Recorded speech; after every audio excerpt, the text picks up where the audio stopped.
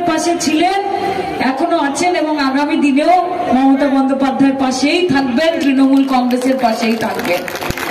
শওকত ভাই যেরকম ভাবে বললেন যে মাঝখানে একটুখানি হয় না, ওই যে বহুদিন সম্পর্কে থাকতে থাকতে একটু ঝগড়াঝাটি হয়ে যায়, তারপর একটু ব্রেকআপ হয়ে যায়, তারপর আবার এক জায়গায় চলে আসে, মাঝখানে একটুখানি হয়ে গেছিল 2021-এ। কিন্তু এবার ভাঙড়ের যে রেজাল্ট হয়েছে, আমার মনে হচ্ছে যে 2026-এ হুজুরের এমও থাকবে না, এলও থাকবে না, এও থাকবে না, কিছুই থাকবে না।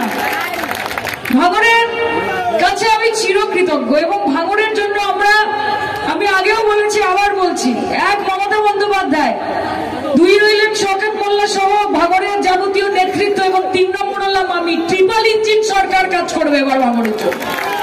ট্রিপল ইঞ্জিন সরকার দিয়ে উন্নয়ন হবে, রাস্তাঘাট, পানীয় জল, আলো, সামাজিক সুরক্ষা, সব রকমের সৌন্দর্যায়ন, সুন্দর ভাঙড়, শান্তির ভাঙড়, ভালোবাসার ভাঙড়। এই যে ভাঙড় বললেই সবাই একটা বুড়ো কুচকায় না, বাবা ভাঙড়, বাবা ভাঙড়, ওরে বাবা বোমা ভাঙড়, ওরে বাবা গুলি ভাঙড়। এই ছবি তো আমরা ভাঙড়ের জন্য চাইনি। আরে ভাঙড় থেকে লোক যদি কলকাতায় ঘুরতে যেতে পারে, কলকাতা থেকে কেন ভাঙড়ে ঘুরতে আসতে পারবে না? ভাই তাদেরও তো ব্যবস্থা করতে হবে নাকি? হ্যাঁ, কাম টু ভাঙড় বলতে হবে তো, আই লাভ ভাঙড় লিখতে হবে তো, কাজে সেই ব্যবস্থা করতে হবে। এখানে যারা যারা রয়েছেন প্রত্যেক নেতৃত্ব, কাকে ছেড়ে কার কথা বলবো? শাহজাহান ভাইয়ের কথা বলবো, মইনুল ভাইয়ের কথা বলবো, বাহারুলের কথা বলবো, সাবিরুলের কথা বলবো, আহসান ভাইয়ের কথা বলবো, খয়রুল্লাহর কথা, কার কথা বলবো? কাকে ছেড়ে কার কথা বলবো? লিস্ট দিয়ে দিয়েছে, বলো ওনাদের কথা বলো। क्या টাইমিং है বাহারুল, থ্যাংক ইউ। প্রথম নামগুলো বলে দিয়েছি, কিন্তু কিছু কিছু আস্তে আস্তে মুখস্থ হয়ে যাচ্ছে, কিন্তু এবার মাস 6-এর মধ্যে না থেকে পুরোটাই বলতে পারবো। আয়নাল মোল্লা, প্রদীপ দা রয়েছেন, আব্দুর রহিম, কার্তিক দে, মুদাসসির হোসেন, শামীম, আদুত মোল্লা, সাবির, সোনালী দি তো অবশ্যই, ঝর্ণা দি অবশ্যই, সাদেক ভাই, সাবিরুল, মিজানুর, জুলফিকার, রাজ্জাক, নিজাম, ওহিদুল, শ্যামল, খোকন, মিয়াদাত, বিনয়, বিশ্বনাথ। কি দারুণ হাতের লেখা, একবারে পড়ে দিয়েছে, থ্যাংক ইউ।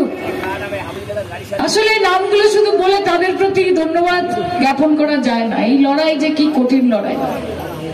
ইলেকশন যেদিন হবে তার 3 দিন আগে রাত্রিবেলা 12টার সময় ফোন করছে শওকতদা, আতঙ্কে, চিন্তায়। বলছি কি হয়েছে দাদা? রাত 12:30 বাজে।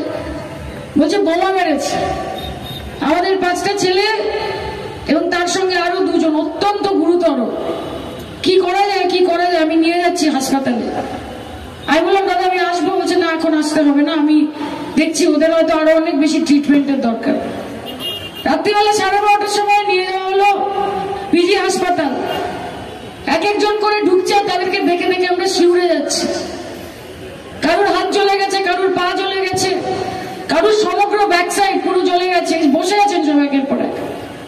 একটা দৃশ্য আপনাদেরকে বলি, স্ট্রেচারে করে ঢুকছেন একের পর এক, আমরা দাঁড়িয়ে আছি, আমি, অরূপ বিশ্বাস, মন্ত্রী মশাই, শওকত দা, প্রত্যেকে ঢুকছেন, একবার করে তাকাচ্ছেন, তার তাকিয়ে বলছেন জয় বাংলা, জয় বাংলা, জয় বাংলা।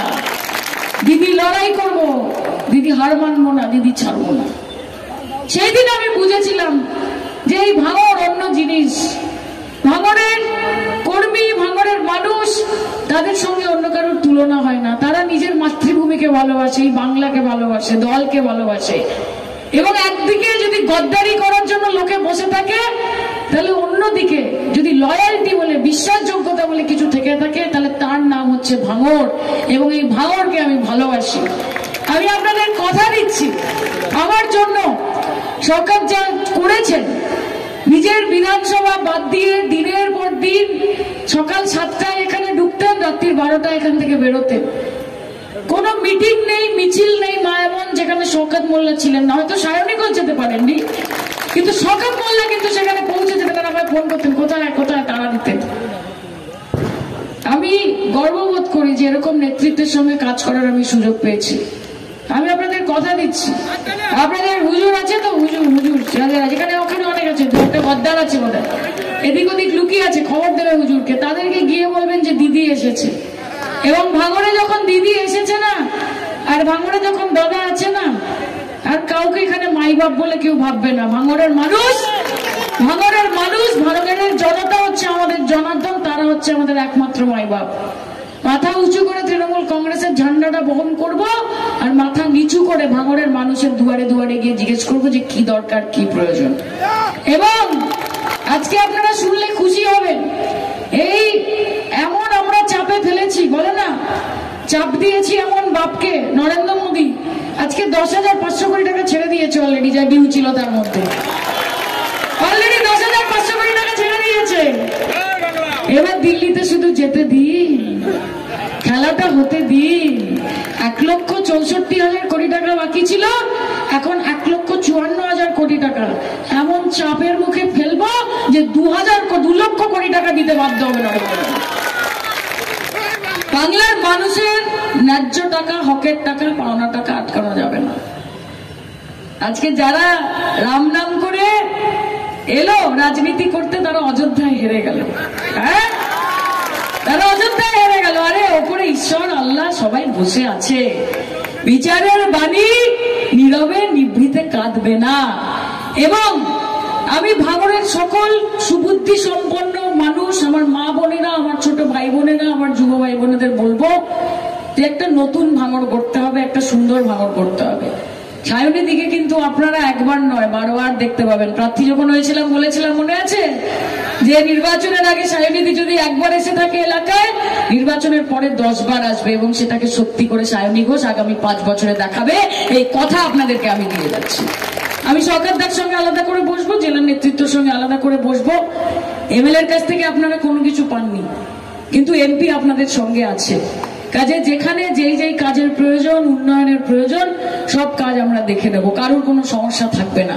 এবং মমতা দি যেই প্রকল্পগুলো ভাঙড়ের মানুষের জন্য সংশ্লিষ্ট করেছেন, যেগুলো ভাঙড়ের মানুষের প্রাপ্য, সে আমার মায়েদের লক্ষ্মীর ভান্ডার হোক, আমার বুড়ি মায়েদের, দাদুদের, দাদাদের, জেঠুদের স্বাস্থ্যসাথীর কার্ড হোক, আমার ছোট ছোট ভাই বোনেদের স্টুডেন্টস ক্রেডিট কার্ড হোক, সবুজ সাথীর সাইকেল হোক, যা যদি কিছু বাকি থেকে থাকে আমরা সবাই মিলে একসাথে বসে এটা নিশ্চিত করবো যেন ভাঙড়ের মানুষ প্রত্যেকে নিজেদের এই পরিষেবাটুকু নিজেরা পেয়ে যান।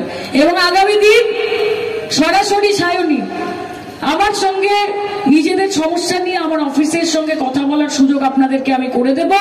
এবং আপনাদের যা ব্যক্তিগত সমস্যা হচ্ছে নিজেদের এলাকায়, সেই কথাগুলো যেন আমাকে জানাতে পারেন, তার জন্য একটা হেল্পলাইন নম্বর আমরা দেব, যাতে সরাসরি ফোন করে, কোনো কাউকে ধরতে হবে না মাঝখানে, কোনো মিডিল ম্যানের দরকার নেই, কোনো মিডিল ম্যানের দরকার। আপনারা নেতৃত্বরাই সবকিছু দেখে নেন। যদি তারপরেও কোনো কাজ বাকি থাকে, যদি মনে হয় সায়নী দিকেই বলতে হবে, তাহলে সায়নী দিকে যাতে পৌঁছতে পারেন তার জন্য একটা ফোন নাম্বার আপনারা পেয়ে যাবেন, আমি কথা দিচ্ছি। অফিস কোথায় হবে ভাঙড়ে সেই নিয়ে আমরা আলোচনা করবো দাদা, আপনি বলে দেবেন আমি কোথায় বসবো।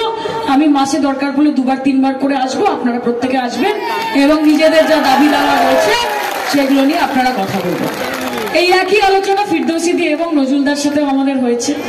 তারাও অনেক লিডে আমাকে জয়ী করেছেন, নিজের নির্বাচনের থেকেও বেশি খেটেছেন। তাই আপনাদেরকে বলছি যে দিল দিয়া হ্যায় জান ভি দেঙ্গে হ্যায় ওয়াতন তেরে লিয়ে, আমরা এই দিকেই এগোতে চাই। এবং আপনারা আবার বলছি, আপনি তো আমাকে খরিদ লিয়া। ভাঙড়ের মানুষ 87,000, কেউ ভাবতে পারেনি। আমাকে সবাই কি বলতে জানেন, ভাঙড় জিতবো তো, ভাঙড় কত লিড হবে, 5 হবে, 7 হবে, 7.5, 10?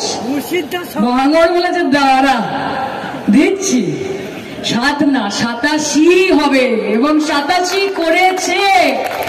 রেজাল্ট যখন বেরিয়েছে, ভাঙড়ের রেজাল্ট দেখে যারা কাউন্টিং হলে ছিল মা, তাদের চোখ মুখ তো ছেড়ে দাও। গোটা পশ্চিমবঙ্গের নানান জায়গা থেকে আমার কাছে ফোন এসেছে যে ভাঙড় 87,000 লিড দিয়েছে ভাঙড়ের মা মাটি মানুষকে। আমাদের কুর্নিশ, আমাদের সালাম, আমাদের প্রণাম। কাজে আপনারা খুব ভালো থাকবেন। এবং দিদি আজকে তো গান গাইবে, আজকে তো গাইবে। আচ্ছা, ওই একই স্ট্যান্ডার্ড গান গাইতে হবে, তাহলে আজকে তো গাইতে হবে। পাল তুলে দে ও মাঝি, হালা করিস না, ছেড়ে দে নৌকায় আমি যাব মদিনা, ছেড়ে দে নৌকায় আমি যাব মদিনা।